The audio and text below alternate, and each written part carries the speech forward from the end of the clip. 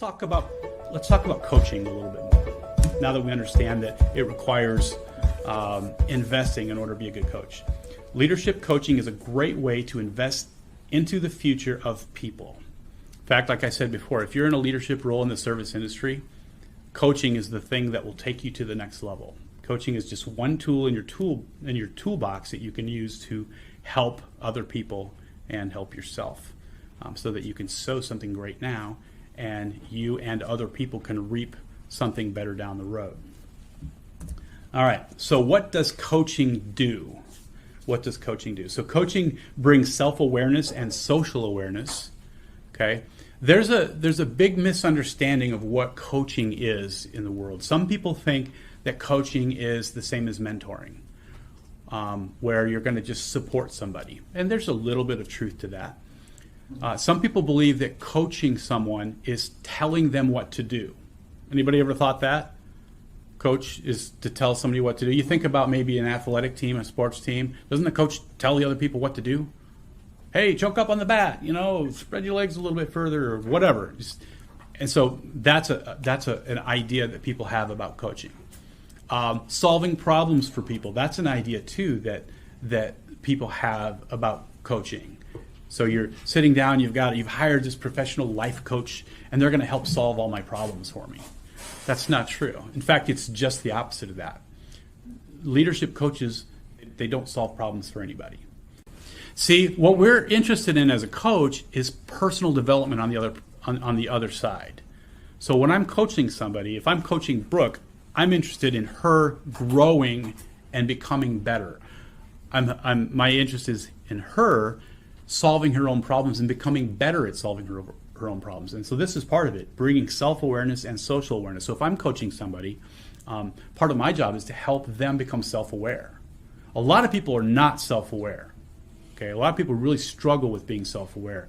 So I've used this example before. Sometimes there's a person that might be in your company that wants to they want to get a raise, or they want to get a promotion. I've had people come to me and say, Joel, I'm ready to be a general manager. I want to be a general manager. I've been an assistant for 8 months now, and I'm ready to be a GM. And in their mind, they truly believe that they should be a general manager. But if I go and I ask everyone that works with them, and they say, no way, they're not ready to be a general manager, there's a disconnect, right? And sometimes when we're not self-aware, we don't see what everyone else sees. And so a coach can help bring self-awareness. Okay. What a coach doesn't do is tell them, no, you're wrong. You're not ready to be a general manager. And no one else thinks so either. That wouldn't be a good coach. But what I might do as a coach is I might say, well, why do you say that? Why do you think that? And then hear what they have to say. And that might be followed up by another question. And then another question. And then I might ask a question, well, hey, what do your people think of you? What are the people that work under you? What would they say if I asked them? And now you're challenging them to think beyond their own opinion to what other people's opinions are. And then they might say, well, I do have a few people that aren't crazy about me. Okay, well, tell me why. And so you can get beyond the initial thought by asking a lot of questions. So you're kind of going in the back door. You're trying to get them to come to their own conclusions about the truth, about reality. Make sense?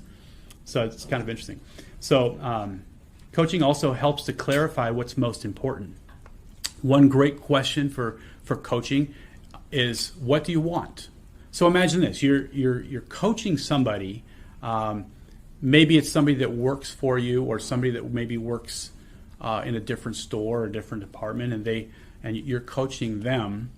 And you want to help them grow. The first thing you need to know is, what do they want to grow into?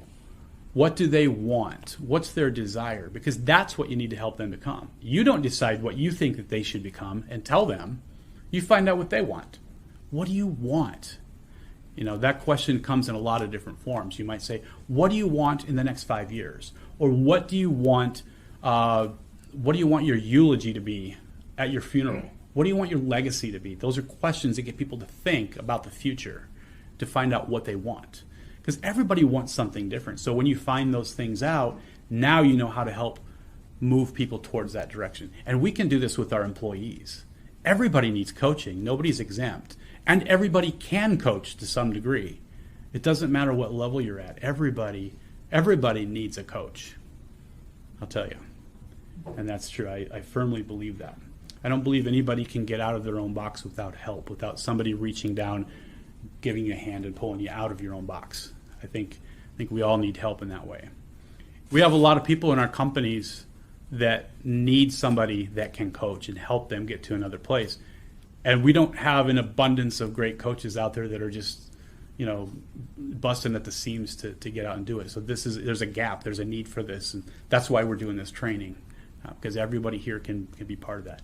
There are different levels of natural gifting when it comes to coaching. Some people, it comes a little bit more natural to, and some people it's a little bit more difficult for. But the truth is everybody can get better at it. No matter who you are, you can get better at it. And the better you get at it, the more you become an investor, the better you get at it, the more opportunities you're going to have no matter what you do going forward. And it's also a skill that doesn't diminish. Once you learn the skill, it doesn't ever go away. You keep it and it will always be with you and you can use it.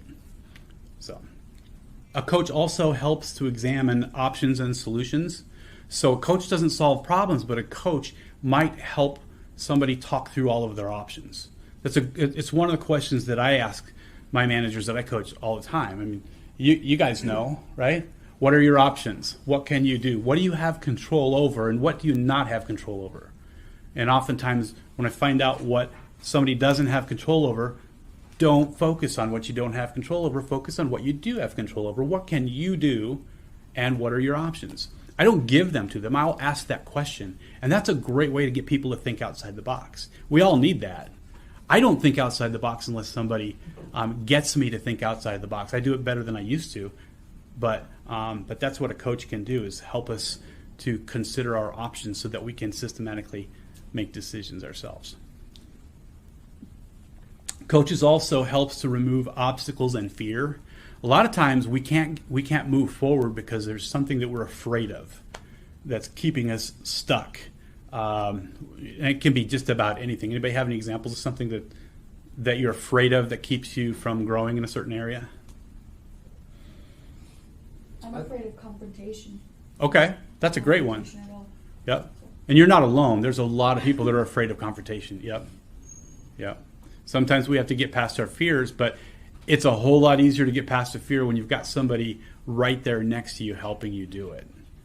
And a coach isn't going to push you out of the plane, but they're going to help you remove the obstacles so you'll jump out of the plane on your own, if that's what you want to do, jump out of planes. And so removing obstacles, sometimes it's simply asking a question like, well, what's the worst that can happen? Or why are you afraid of that? Or did something happen in your past that was a bad experience and now you fear that this is going to reproduce itself again in the future? You can ask those kind of questions, and when people can become face to face with their fears, and they can see their fears objectively instead of subjectively, then they can work to move past those fears. That's really important, and it's just hard for any human being to really get past those things unless somebody can help. Sometimes we try to just dig our way out of things on our own, and we just keep falling back into the same pit and doing the same thing over and over because we don't have somebody that can, or maybe the people that we are getting advice from, they don't know how to coach. They just agree with everything you say. They're just your cheerleader. You could be going down the wrong path and they're like, yeah, keep going, because they don't know. That's why it takes somebody else that can help. So coaches also provide a clear path to navigate. So once you work through things, sometimes it's time to land the plane. Sometimes it's time to make a plan and start following it and get to where you need to be. Okay, and so coaches can do that, help with a clear plan. Anybody had a clear plan of action in their workplace that somebody's helped them get to, that they know, now I know the steps that I need to work on over the next month, right? Without that, it's tough. It's really tough to do that on your own. So coaches can help do that. And when I'm talking about coaches, I'm not talking about a professional certified coach. I'm talking about anybody that's in a leadership role can do this.